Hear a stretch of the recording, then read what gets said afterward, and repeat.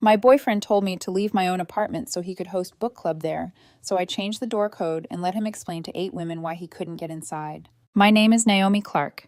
I'm 28 years old, and until the night my boyfriend tried to host a book club in my apartment without asking me, I thought love meant being generous with your space. I was wrong. He texted me at 2 in the afternoon on a Thursday. I'm using your apartment for book club tonight. Make yourself scarce from 6 to 10. Thanks, babe. I stared at the message until the words stopped looking like words. Not, can I use your place? Not, would you mind? Not even a fake little, is that okay? At the end to pretend I had a choice. Just a command. Make yourself scarce. From my own apartment. My coworker Jenna leaned over the wall of her cubicle and frowned. Naomi, are you okay? I didn't answer. I just turned my phone toward her. She read it, blinked, then looked at me like I had handed her a piece of evidence. Does Evan live with you now? No, I said. And that was the entire problem. Evan Miller and I had been dating for 14 months. He had his own apartment 20 minutes away. I had mine, a one-bedroom on the 3rd floor of an old brick building with dim hallways, noisy pipes, and rent that took a serious bite out of my paycheck every month. $1,840. Paid by me. Lease signed by me. Utilities under my name. Every chair, every dish, every lamp, every cheap little shelf I built badly, and then learned to love, mine. 6 months into dating, I gave Evan the door code to my smart lock. At the time, it felt normal, sweet even. Sometimes he got there before me after work. Sometimes I asked him to start dinner if I was running late. Sometimes I liked the thought of someone I trusted waiting for me inside, like we were slowly building towards something real. I thought I had given him access. He acted like I had handed him ownership. It started with small things. He moved my lamp because the corner looked sad. He rearranged my books because they didn't flow. He replaced my dish towel with one his mother bought because mine looked too bachelor, which was impressive, considering I was not a bachelor and it was still my kitchen. Then he started calling it our place. At first, only around me. We should get a bigger rug for our living room. Your bedroom needs better curtains. I mean, our bedroom when I'm here. This apartment has better energy than mine, I corrected him lightly. My apartment. He would smile, kiss my cheek, and say, you know what I mean. But the thing was, he didn't mean what I meant. He told a coworker he could stop by my place during a street fair to use the bathroom because it was basically ours.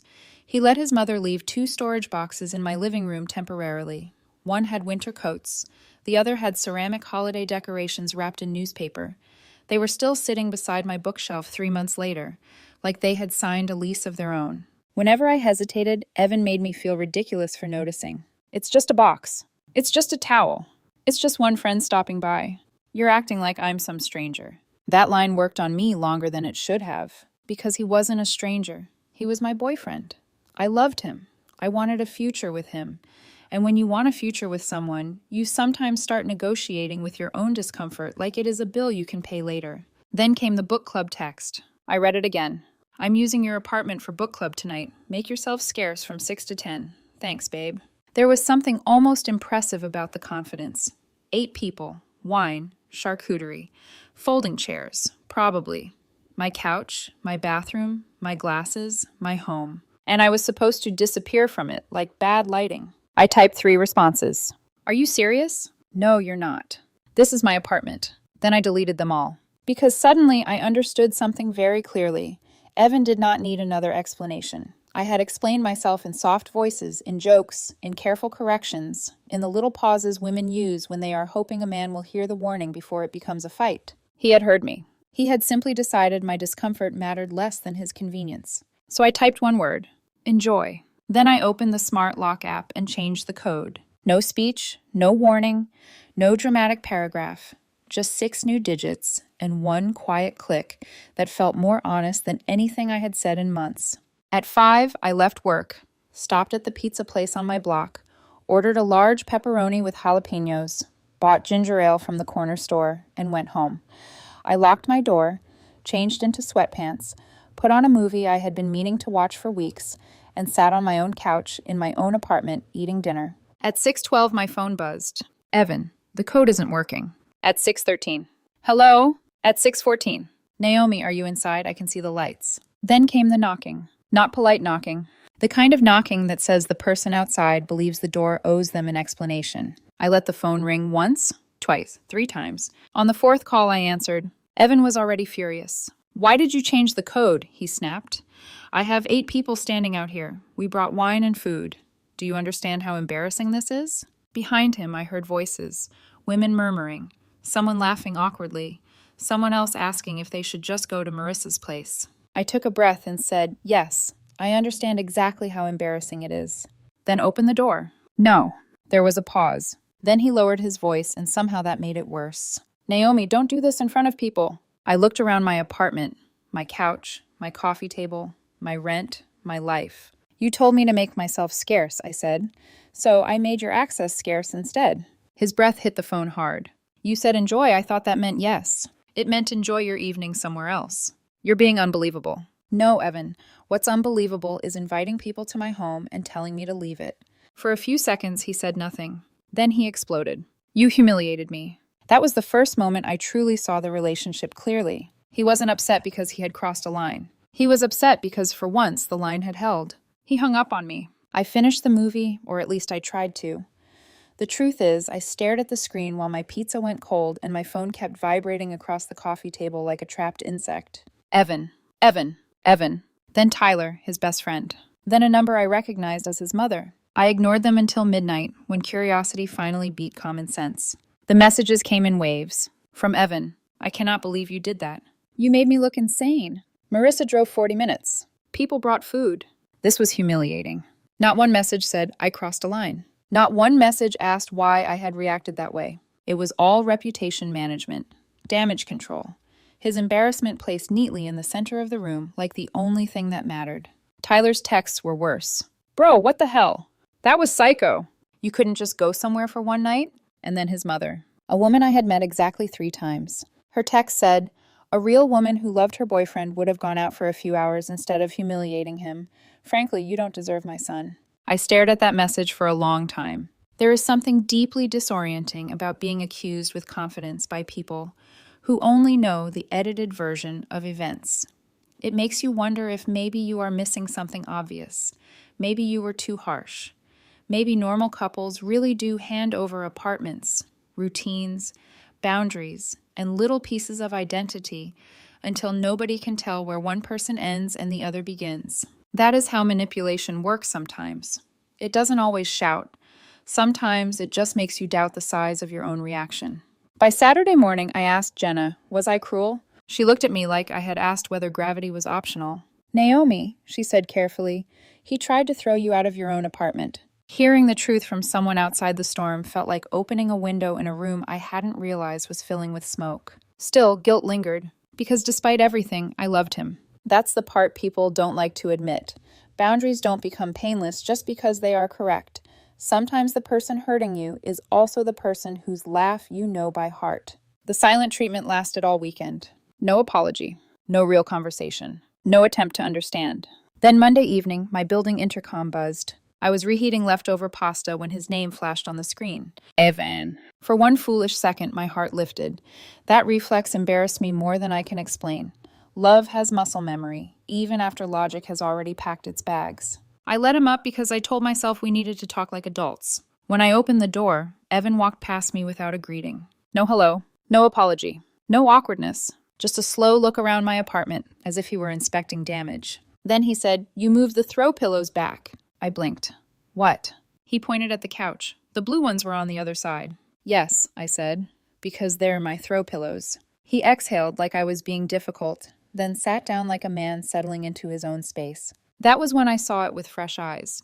Entitlement has posture. Assumption has body language. He didn't sit like a guest. He sat like someone who thought the room had already agreed with him. I think you really overreacted, he said. No, I'm sorry. No, can we talk? Just the verdict. I folded my arms. You told me to leave my apartment. That's not what happened. It literally is. No, he said, already slipping into that calm, polished tone people use when they are rewriting reality in real time. I asked for one evening. You told me to make myself scarce. You're getting hung up on wording. There it was.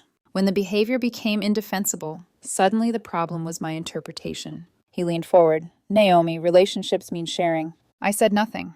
When you gave me the code, what did you think that meant? That I trusted you. Exactly. No, I said.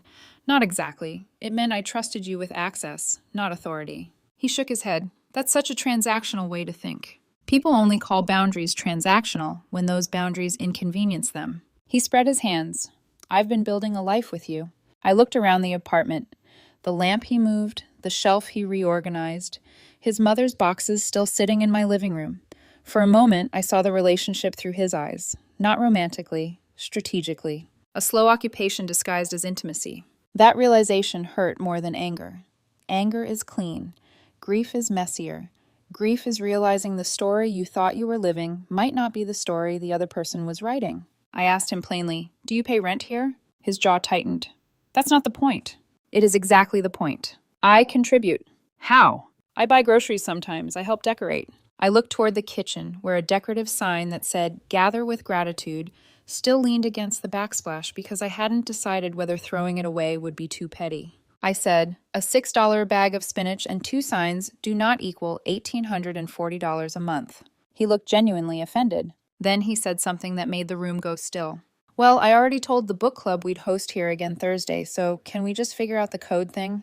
For a second, I thought I had misheard him. The next meeting, he said, as if explaining something reasonable.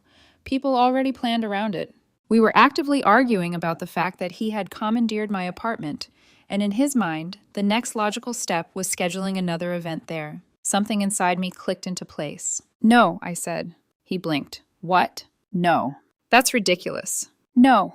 You're being childish. No. His expression darkened. This is toxic. Because I don't want your book club in my apartment. Because you're weaponizing access. No, I said evenly. I'm protecting my home. Then came the line. You're taking away my access? As if access was his birthright. As if my refusal was theft. Some people do not experience boundaries as information.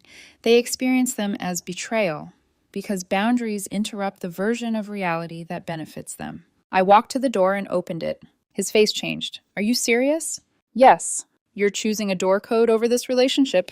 I looked at him for a long moment. No, Evan, I'm choosing myself over a relationship where I have to ask permission to exist comfortably in my own home. He stared at me, then left, slamming the door hard enough that my neighbor opened hers halfway. Sandra, a woman in her 50s who wore oversized sweaters and always looked like she had just paused an audiobook, looked between the door and me. After Evan disappeared down the hall, she said, "Sweetheart, that man is absolutely exhausting." I gave a tired little smile, and it nearly broke me. Sometimes validation from a woman in fuzzy slippers you barely know hits harder than anything. I thought the worst was over. It wasn't.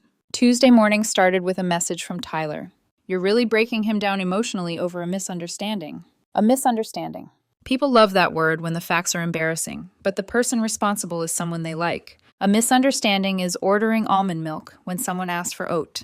A misunderstanding is arriving at 7 when dinner was at 8. Repeatedly ignoring someone's boundaries, claiming ownership over their home, and then pressuring them to surrender because confrontation makes you uncomfortable is not a misunderstanding. It is entitlement dressed in softer clothes. I ignored Tyler. 10 minutes later, Evan's mother called me at work. I watched my phone ring until it stopped. Then she called again. Against my better judgment, I answered. Hello? Naomi. No greeting, no warmth, just accusation wearing my name. This situation has gone far enough. I'm at work. So is my son, and he's devastated. Devastated. It was interesting how devastation always seemed to belong to the person who created the problem. With respect, I said, this is between Evan and me. No, when someone hurts my son, it becomes my business. That explains so much. In Evan's world, conflict did not trigger accountability. It triggered escalation. Call mom. Deploy best friend. Create pressure. Surround the other person with enough voices that surrender starts to feel like peace. Evan told me he thought the two of you were moving toward building a life together, she said. We were dating. Exactly. That does not make my apartment communal property. You're being extremely cold. No, I said quietly. I'm being clear. She ignored that. He told me you had discussed moving in together. I paused. We had discussed it once, casually, months earlier. In one of those dreamy conversations couples have before reality enters the room. Neighborhoods we liked, commute times, the kind of kitchen we would want someday. Children, maybe, in that distant, blurry way people mention the future when it still feels soft. I had viewed that conversation as emotional possibility. Evan had apparently filed it as operational approval. His mother kept talking, but I barely heard her. All I could think was how dangerous it is when one person treats hope like consent. I have to get back to work, I said. Then I hung up. By Wednesday evening, things escalated again. I came home carrying groceries, exhausted enough that cooking felt like an unreasonable expectation. And there they were. 3 large cardboard boxes stacked outside my apartment door. At first, I thought they had been delivered to the wrong unit. Then I saw the note taped to the top. Since we clearly need to work on integration. Integration. As if we were merging corporations. As if human intimacy required asset transfer. I put my groceries down and opened the first box. Clothes. Toiletries. A hairdryer. Shoes. A bottle of cologne. And, because the universe apparently enjoys irony, a framed print that said, "Home is wherever we're together." I texted him immediately. "What is this?" His response came in under a minute. "My things. Why are they outside my apartment? Since we need to work on moving forward like adults. Just let me know the new code when you're ready to be mature." Mature. It is amazing how often people use maturity to mean obedience. I typed, "I'm bringing this back." "Seriously?" "Yes." Like I'm some stranger? I looked at the boxes in my hallway, at my front door, at the apartment I paid for alone. "You do not live here," I wrote. He left me on read. The next morning before work, I loaded the boxes into my car. I debated waiting. I debated being kind. I debated whether returning his things would make me look cruel. Then I caught myself. That old reflex, the one so many women inherit without realizing it, measuring whether defending yourself will make you seem unkind. Number. I drove to Evan's apartment. His roommate Marcus answered, a tall guy I had met twice. He looked at the boxes, then at me. "Oh, can I leave these with you?" Sure." He stepped aside, then hesitated. "Wait, you guys aren't moving in together?" I looked at him. "No." His expression shifted. Not surprise, recognition. "Oh," he said again, but this time differently. I asked carefully, "What did Evan tell you?" Marcus scratched the back of his neck. "That you were basically already living together." "No." He nodded slowly. "Honestly? That makes way more sense." That sentence landed harder than I expected. Strangers can sometimes see what intimacy teaches you to excuse. That evening, Evan called me crying. Real crying. And I hate admitting this, but it disarmed me. Pain is still pain, even when the person feeling it caused the wound. "You humiliated me," he said. I closed my eyes. My roommate thinks I'm insane. My friends are asking questions. There it was again. His humiliation, his image, his audience. Not "I hurt you." Not "I crossed a boundary." Still, part of me softened, because love does not disappear the same day respect does. Sometimes love lingers like smoke long after the structure has already burned. "I think we need a serious conversation about expectations," I said. There was a pause. Then he said, "No." I opened my eyes. "What?" "The conversation is simple. Give me the code back, apologize, and stop making this bigger than it is." And just like that, the softness left me. Because even inside his tears, the demand remained the same. Access, control, submission. "My friends think you're being insane," he said. "My mother thinks you're sabotaging us." "I don't care what your mother thinks." Wow. I leaned back on my couch, suddenly exhausted in a way sleep could not fix. Relationships rarely collapse in one explosive moment. More often, they die through repetition. The same disrespect, the same argument, the same hope that this time your words will somehow reach a place the other person has carefully blocked off. That night, I understood this wasn't about a code, or a book club, or one fight. It was about whether I was willing to become smaller so someone else could remain comfortable. For months, I almost had. By Friday, everything went quiet. Too quiet. Silence after chaos has its own kind of menace. Friday passed. Then Saturday. Then Sunday. No text from Evan. No calls from his mother. No dramatic posts from Tyler. No new accusations. I should have felt relieved. Instead, I felt like I was standing in a forest after the birds stopped singing. Technically quiet. Not peaceful. Monday afternoon, I was sitting in my car outside work eating a protein bar that tasted like sugared cardboard when my phone rang. Unknown number. I almost ignored it. Then answered. "Hello? Naomi, this is Carl." My landlord. Carl was not a chatty man. If he was calling, something mattered. "Hi," I said. "Is everything okay?" A pause. "I just wanted to make sure you're okay." My stomach tightened. "What happened?" "Well," he said, "your partner called." I went still. Said he had been locked out of the apartment, claimed he lives there, asked if I could reset access. For a moment, I couldn't speak. It was one thing to know Evan felt entitled. It was another to hear that entitlement described by a neutral third party, calm and factual, like weather damage. Carl continued. Since only your name is on the lease, I obviously told him I couldn't provide access. Thank you, I said, though my voice sounded far away. Everything all right? What exactly counts as all right when your boyfriend tries to talk your landlord into letting him into your home? Thank you for calling me, I repeated. After we hung up, I sat there gripping the steering wheel for several minutes. There are moments when a relationship changes categories, not emotionally, structurally. The question stops being, can we fix this, and becomes, am I safe with this person having access to my life? This wasn't a dramatic fight. This wasn't tears. He had called my landlord, claimed residency, and attempted access. That crossed into something colder. I called him immediately. He answered on the second ring, casual as anything. Hey, did you call my landlord? A pause. Yeah. No denial, no embarrassment, just yeah. Why? I needed access. No, Evan, why did you tell him you live here? His exhale came through the phone, sharp and irritated, because I practically do. No, you don't. You're obsessing over technicalities. The lease is not a technicality. It's a piece of paper. It's the piece of paper that makes this my apartment. Oh my God, Naomi, you're so literal about everything. There it was again. If facts did not support him, facts became the flaw. You have your own apartment, I said. So? You don't pay rent here. So? You do not live here. His voice rose. Emotionally, I do. Spiritually, emotionally, in every way that matters, this is our space. I pressed my fingers to my forehead. There it was, unfiltered. Not partnership through agreement. Possession through feeling. The belief that wanting something sincerely enough makes it yours. Feelings are not legal documents, I said. He scoffed. Listen to yourself. No, Evan, you listen. You tried to get into my apartment by lying to my landlord. I wasn't lying. You told him you live here. I practically do. That is not the same thing. It is if... No. My own firmness surprised me. Not because I wasn't angry, but because the anger had finally hardened into conviction. I had spent weeks explaining something simple. Access is not ownership. Care is not surrender. And love is not forfeiture. Yet every conversation returned to his preferred reality, because his reality required mine to disappear. If I give a friend my Netflix password, I said, do they own my television? That's ridiculous. No, it's accurate. That's different. Why? Because relationships are different. Yes, I said softly, they are, and this one is over. Silence. Then, what? Not sadness? Shock. As if the possibility had genuinely never occurred to him. I'm done. Naomi, stop. No. Don't do this because of one fight. One fight.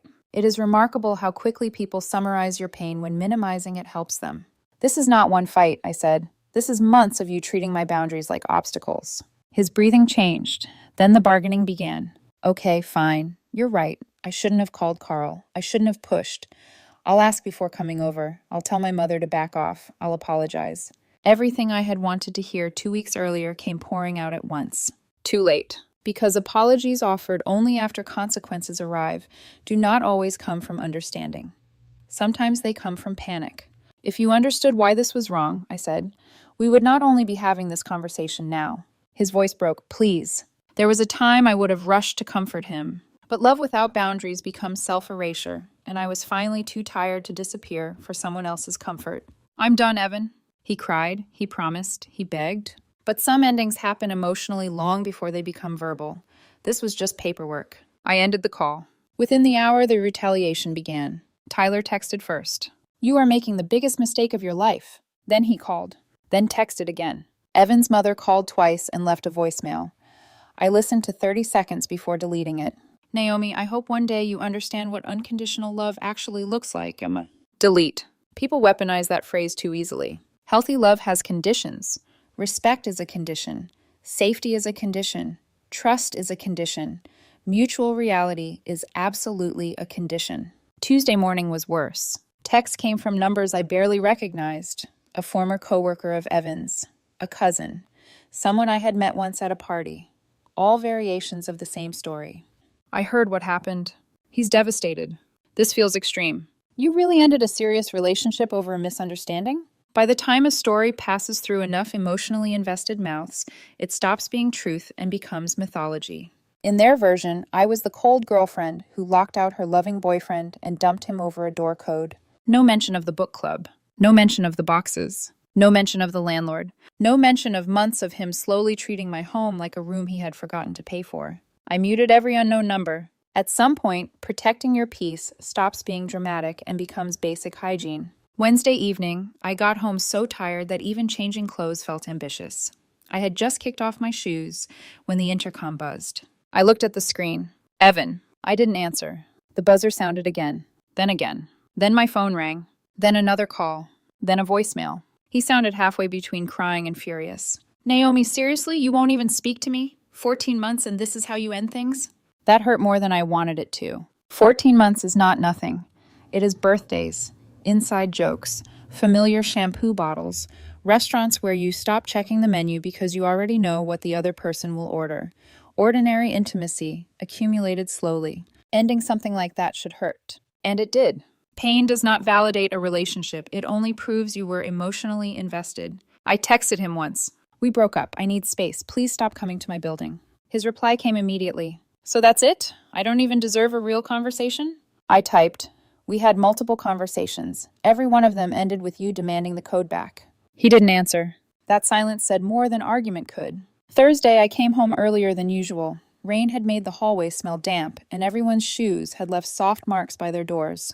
I had just changed into sweatpants when someone knocked. It was Sandra. She looked hesitant. I'm sorry to bother you. No, it's okay. She lowered her voice. That boyfriend of yours, well, ex, I assume. I nodded. He was here earlier. My stomach dropped. What happened? I saw him at your door trying codes. For a second, I didn't understand. What? He punched in several combinations, 5, maybe 6. I felt cold, not metaphorically, physically. Because there is a difference between emotional pressure and attempted physical access. One violates your heart, the other violates your sense of safety. Are you sure? Quite sure. Sandra touched my arm lightly. I almost said something. It's okay. No, she said gently. It's not. That nearly made me cry. Not the screaming, not the accusations, not even the breakup. A near stranger being kind in a hallway. I thanked her, closed the door, locked it, and checked the smart lock settings. Everything was intact. Still, I changed the code again. Logic does not calm the nervous system once trust becomes threat. Then I called Carl and told him everything. His voice stayed calm, but firmer this time. I'll notify building management. If he comes back, they'll have him removed. That sentence gave me relief I hated needing. That night, I sent Evan one final text. I know you were at my building trying codes on my door. I have informed my landlord and building management. Do not come back here. 6 minutes later, he replied. I left a jacket there. There was no jacket. I knew because I had already done that ridiculous post-breakup sweep everyone does, checking drawers and couch corners like emotional archaeology. No jacket. I didn't answer. I blocked him. Then Tyler. Then his mother. And I sat there in the quiet. No one tells you that finally choosing yourself does not always feel empowering right away. Sometimes it feels lonely. Sometimes it feels like grief wearing the clothes of relief. Sometimes it feels like sitting on your own couch wondering how someone who once kissed your forehead became someone your building management needed to watch for. But clarity is rarely glamorous. Usually it is just tired honesty. Friday evening, I thought I was finally beginning to exhale. I had showered, changed into old cotton pajamas, made tea I barely drank, and listened to rain tap softly against the windows. For the first time in weeks, my apartment felt almost like mine again. Then Jenna called. Hey, she said carefully. What happened? A pause. Someone came by the office. I sat up. What? Evan? For a moment, I thought I misheard her. He came to my office? Technically the lobby. He asked reception if you were still there. The tea in my hand suddenly tasted metallic. He said he wanted closure, Jenna said. Security told him you weren't available. Thank God. There was a pause. Naomi, he didn't seem sad. What do you mean? He seemed annoyed, like you were making this harder than necessary. I leaned back slowly. Grief and frustration can look similar from a distance, but annoyance has a different temperature. Annoyance suggests inconvenience. Obstruction. The belief that the process is taking longer than it should. What exactly did he say? Jenna exhaled. That you were overreacting, that you needed to stop letting other people influence you. He also asked if you were seeing someone. I went silent. That completed the picture. In his mind, my decision could not be my own. A rational woman, apparently, would not reject him unless someone else had interfered. After I hung up, I sat staring at the wall. The relationship had never been partnership in the way I thought. Partnership assumes mutual recognition. 2 adults, separate identities, shared choices. What Evan wanted was absorption. Access mistaken for intimacy. Agreement mistaken for love. Compliance mistaken for trust. That night, one final message came through Instagram because I had forgotten to block him there. I never thought you'd become this person. I read it twice. Then I understood it differently than he intended. Who had I become? A woman who changed her own door code? A woman who refused to surrender her home? A woman who finally stopped confusing accommodation with kindness? If that meant becoming someone else, maybe the previous version of me needed replacing. I didn't answer. I blocked him there too. And then finally, there was real quiet. Not weaponized silence. Not waiting silence. Just stillness. It was lonelier than I expected. People romanticize choosing yourself as though it always feels triumphant. Sometimes it feels empty. Sometimes it means grieving both the person and the version of the future you built around them. I missed things. His ridiculous impressions. The way he remembered my coffee order. How he absent-mindedly rubbed circles on my wrist while we watched movies. How ordinary we had once felt. Missing someone does not mean they belonged in your life. Memory edits for emotional convenience.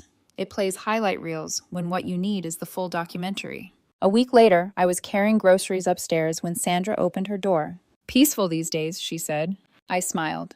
Very. She studied me for a second. You seem lighter. That stayed with me. Healing is often first visible to people standing outside your internal weather. I unlocked my apartment, walked inside, and looked around. The throw pillows were where I wanted them. The decorative signs were gone. The storage boxes his mother had left behind were finally gone. The kitchen looked like mine again. The air felt different. Home is not really about square footage, or leases, or smart locks. Home is the place where you do not have to defend your right to exist comfortably. That may sound obvious. It wasn't to me. Love can make intelligent people negotiate against themselves.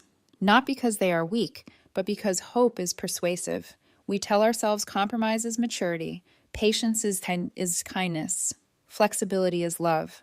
Sometimes those things are true.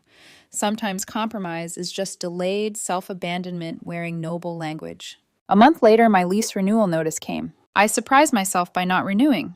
Not because the apartment was ruined, because I wanted a clean reset. A different building, a different lock, different routines, not out of fear, out of intention. Some chapters deserve a full stop. Jenna helped me move. Sandra brought banana bread I strongly suspect came from a bakery, though I graciously pretended otherwise. Carl wished me luck and told me my new landlord was getting a very sensible tenant. On the final day, standing in that empty apartment, I thought about the book club night. Maybe it was petty. Maybe ordering pizza while Evan stood outside with 8 people and a charcuterie board was not my most evolved moment. But if I had quietly left that night, if I had gone to a bar like his mother suggested, if I had swallowed my discomfort one more time, we probably would have stayed together. He would have hosted book club again. His mother's boxes would have stayed. The code would have gone back into his phone. And little by little, I would have disappeared from my own life while convincing myself that was what love required. So no, I don't regret the pizza. I don't regret the code. And I definitely don't regret learning the difference between letting someone in and handing myself over.